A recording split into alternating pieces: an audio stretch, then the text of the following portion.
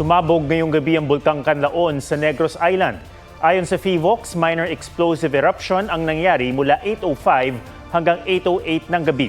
Umabot ng 2 kilometro ang taas ng ibinuga nitong plume o abo. Dinala yan sa direksyong Hilagang Silangan. May ashfall o pag-ulan ng abo sa La Carlota, La Castellana at Bagos City ayon sa PDRMO.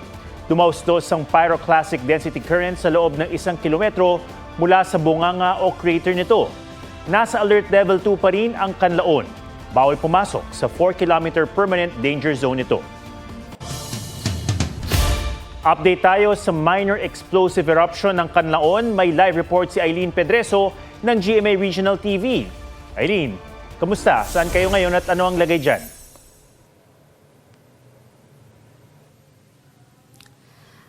Magandang gabi. Nandito tayo ngayon sa Bagos City, isa sa mga lugar sa probinsya na apektado ng ashfall dahil sa pagputok ng Mount Canlaon kaninang alas 8:05 ngayong Biyernes ng gabi. Habang papunta tayo dito sa lungsod ay visible o kita na sa ilang bahagi ng kalsada ng lungsod ang ashfall. Eileen, gaano katindi yung kapal ng abo na bumagsak sa lugar? At nakita ko, naka-face mask ka, no? Meron bang naamoy na asupre mula dyan sa kung saan kayo nagla-live report ngayon?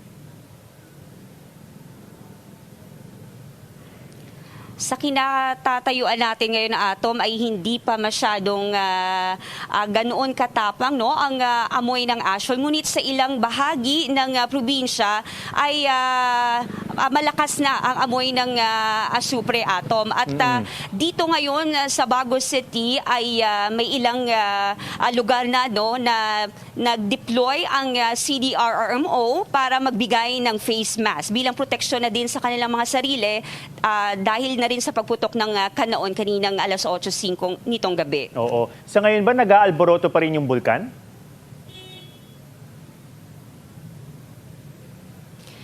Dahil minor eruption lang or minor explosive eruption lang ang nangyari ayon sa PHIVOLCS ay hindi na nasundan pa ang minor eruption ngayong gabi, ayon sa PHIVOLCS. Oo. Ano naman yung tugon ng LGU natin sa Negros Occidental at Oriental, lalo na yung mga apektado ng ashfall? Meron bang utos ng evacuation at may mga nakita ka na bang lumikas mula sa kanilang mga tahanan at komunidad?